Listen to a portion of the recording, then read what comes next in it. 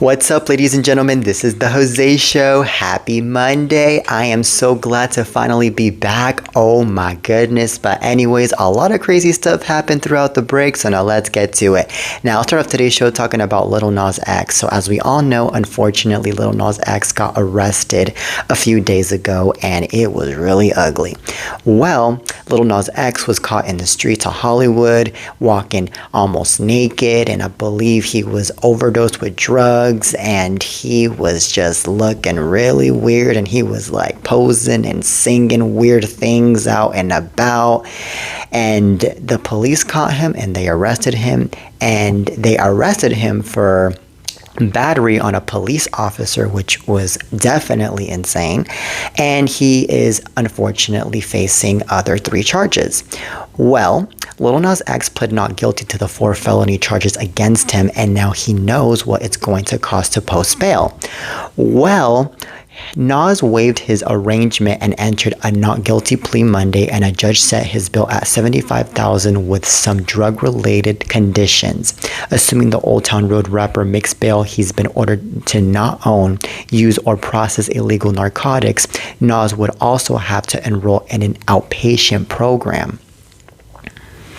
So, anywho, cops initially thought he might be high on drugs. They took him to a hospital and later transferred him to jail. All right.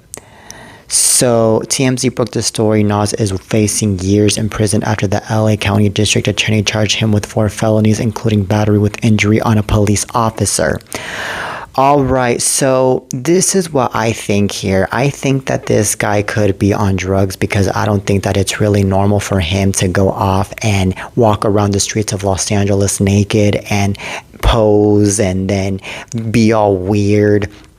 And I believe in this situation, this guy deserves to be in a psychiatric hold more than he should be in a prison, because if he's going to end up in a prison, the guy's going to end up in a worse state of mind, because a lot of people in that prison, man, are a bunch of bad people that are going to be provoking Lil Nas X, and Lil Nas X is going to get so rebellious, so crazy, that then later on, we are definitely not going to recognize Lil Nas X even more. So I think that if they transfer this guy into a psychiatric hold, this guy is going to get a lot of help for all of the things that he has done, and he is going to be as good as new, or maybe near as good as new, at least. And he's going to be, be himself. Probably he's going to, basically not do crazy things anymore, period.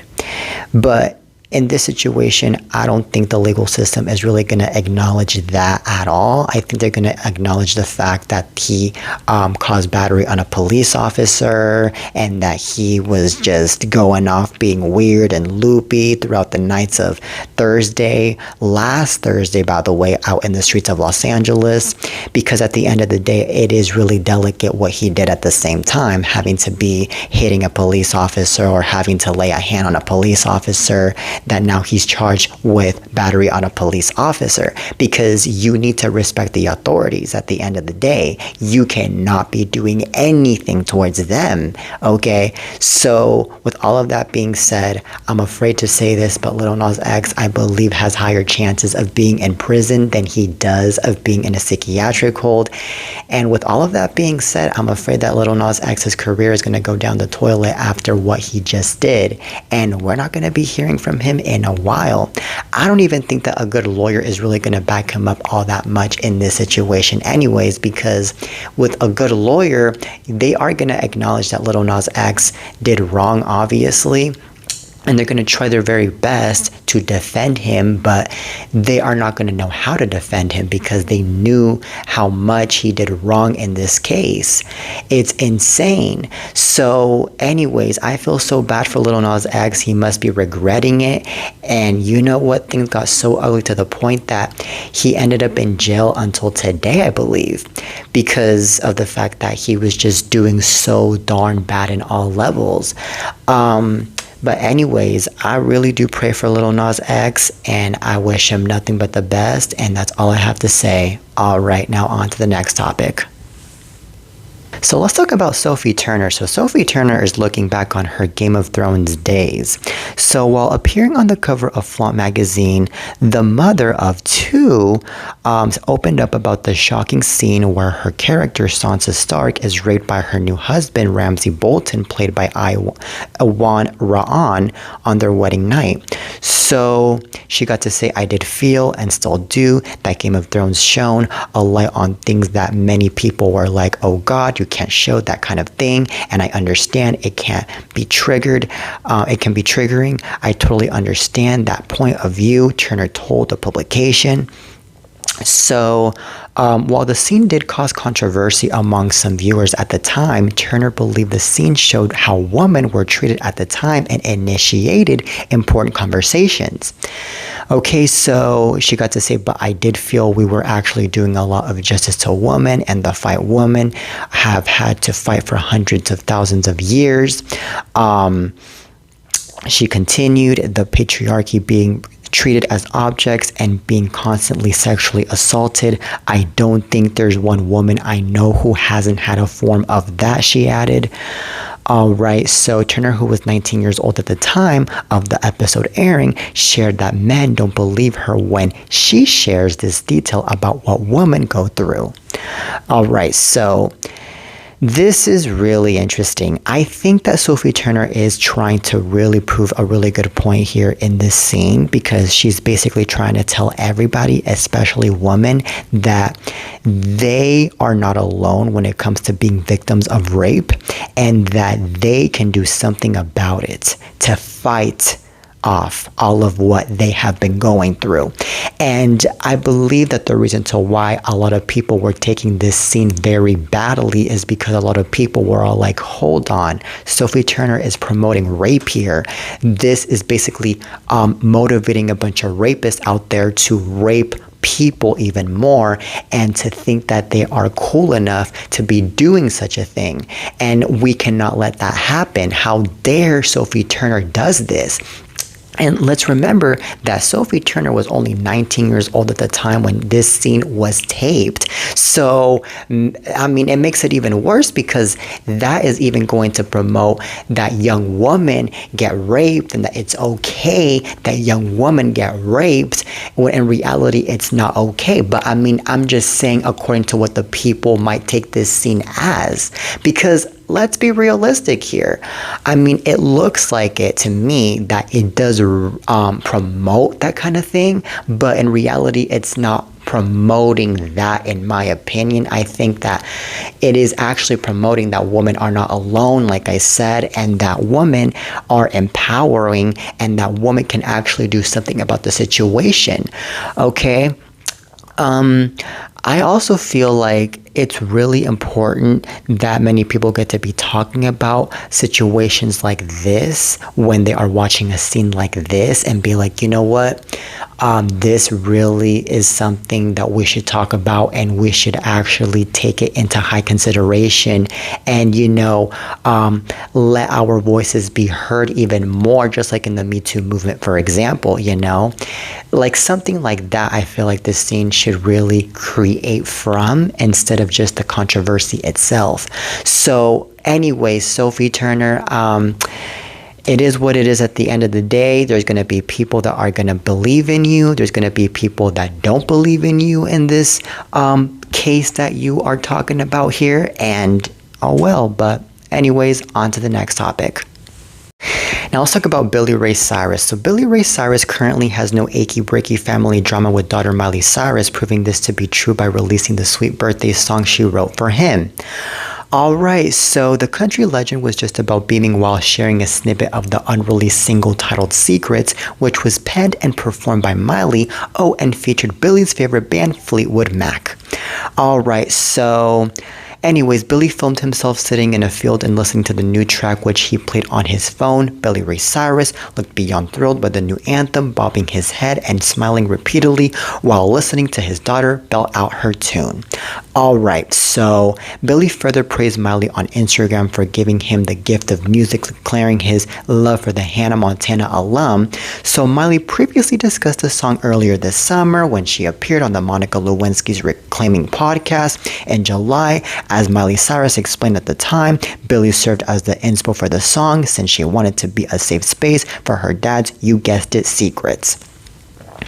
Okay, so she added, I wanted to be the one he felt safe enough to tell me the things that were damning and damaging to the family, but I wanted him to think that as a middle child, I'm old enough to take some of that. Alright, so Billie and Miley have had their highs and lows, as we all know, throughout the years. But anywho, this is really interesting that Billie Ray Cyrus and Miley Cyrus are reconnecting kind of here. Now that Billie Ray Cyrus is listening to Miley Cyrus's new song that isn't even released yet. And basically the song is about Billie himself. Because I believe here that what Miley is trying to do here is she's paying a lot of dedication towards her own father, since she has known all these years that unfortunately the relationship in between her and her father has been very bad, and they has been in need of a lot of love and reconnection. And I think that it's really sweet and amazing having to see that there's this reconnection going on in between Billie and Miley, because I think that it is about damn time that we get to see these two actually showing each other love instead of isolating each other from one another. Because I think that it's just so damn sad having to see a daughter and a father separated from one another, especially because we all grew up watching Billie Ray Cyrus and Miley Cyrus together on Hannah Montana, and they were all lovey-dovey in that show, I remember. And I remember that Billie Ray was so supportive of Miley Cyrus when Miley Cyrus got to release Younger Now 8 years ago, that he was talking about how amazing the album was and how much the album gave him Johnny Cash vibes and Dolly Parton vibes and this and that. And of course, he was in huge support of her previous albums as well, you know?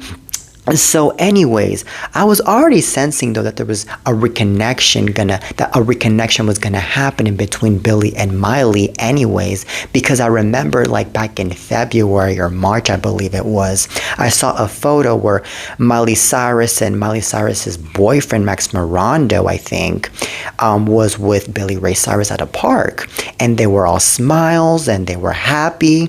And of course, I believe this happened around the time of Valentine's Day, I think, if I'm not mistaken. So with all of that being said, ladies and gentlemen, that right there was definitely coming to show that love connection was already coming really well in between Miley Cyrus and Billie Ray Cyrus. And honestly, I cannot wait for this song to get released, because I would love to hear what Miley has to say about her father in this song, because I'm sure that she's going to see a lot of delicate situations that she went through probably with her dad, but at the same time, she's going to be like, well, you know what? The past is in the past. Me and my dad are Gucci now, and we are now, you know, in a better place now, and, you know, we are better than ever when it comes to our own relationship, and that's all that matters. So I think that this song is basically like the good ending here from all of the drama. It's the very good ending, and I really hope that the relationship in between Miley and Billie continues to grow from now on, now that this song is made, and it's probably gonna get released really soon, you know. And a collab with Fleetwood Mac with Miley Cyrus, that is so darn insane, man. I can imagine it's gonna be a really good collab. It's gonna be a really good mix, because if there's one thing that Fleetwood Mac has, is that they have really good music, they have a really good voice, and then Miley Cyrus, of course, has that amazing voice as well that can mix in well with their voice. So anywho, this is amazing. Now on to the next topic. Now let's talk about this insane viral moment. Well, David Beckham has got the world in the palm of his hand along with his wife Victoria, because apparently he got to grab her butt cheeks. Well, while the two continue to sail around Europe on their yacht, by the way. Well, apparently, there's new photos obtained by TMZ, which show the famous couple all over each other on their private yacht with their kiddos Romeo, Harper, and Cruz, who also brought along his squeeze, Jackie Apostle. Okay, so anyways, As we all know, the Beckhams have been vacationing on their fancy boat all week on the Amalfi coast of Italy and having some real fun in the sweltering sun. Alright, so in fact, the last time we caught up with them, well, TMZ caught up with them, was just a few days ago when Cruz was snapped in a fight Speedo, shoving his package in Jackie's smiling face. Okay, so this is really insane what I'm hearing here. You know what? Let David Beckham do whatever the hell he wants with his wife. It's his wife anyways, and his wife wasn't minding it at all, and him and his wife were having a really good time in that yacht anyways. Alright, so we should not be making a big deal about David Beckham grabbing Victoria Beckham's butt cheeks after all. There are worser things in this world that are going on that we should focus on. And let's remember too that David Beckham, he's been with Victoria for a very long time now. So they know each other so well, they get along with each other so well, and they have been around each other for a very, very long time anyways, you know, and they weren't even aware, I'm pretty sure, that TMZ was even catching up with them. I'm pretty sure they were just minding their own damn business, looking at the ocean, looking at the sky, and then looking at each other, and you know, they were like, okay, well, it is what it is, and it's summer season anyways. I mean, who wouldn't go out to the beach and go out in a yacht and then, you know, go along the ocean with that freaking yacht, especially because it's a really good yacht anyways. And it's very interesting, and it's really cool at the same time having to see that there are very few men out there like David Beckham that are really dedicated to their own wives, and that they are not about other women. Because unfortunately we see that a bunch of men out there, they're about other women, and they are chasing those women, and they are just out there with their infidelities and with their nastiness. And this guy, he's like, nah, I only have one wife, I only have one person in my life that is with me right now, and that is Victoria freaking Beckham, and it'll stay that way, and she's mine, and she's all mine, and that is all I have to say. And that's good. You know, that is amazing, and I hope that there are going to be more men out there in the future that are going to follow David Beckham's example, you know. Okay, so I think it would have been a big deal, though, if, let's say, David Beckham would have grabbed a random woman's butt cheeks out in the streets. Now, that would have been a big deal, obviously, because first of all, that would have been very infidelity-ish towards Victoria Beckham, and second of all, that would have been so violating and wrong having to do that to some random woman out in the streets, you know? So let's just focus on the fact, like I said, that David Beckham is, you know, simply touching his own wife, and that's all I have to say. And that is it for today's show, ladies and gentlemen. I really hope you guys enjoyed today's lovely episode of The Jose Show. Till next time, and peace.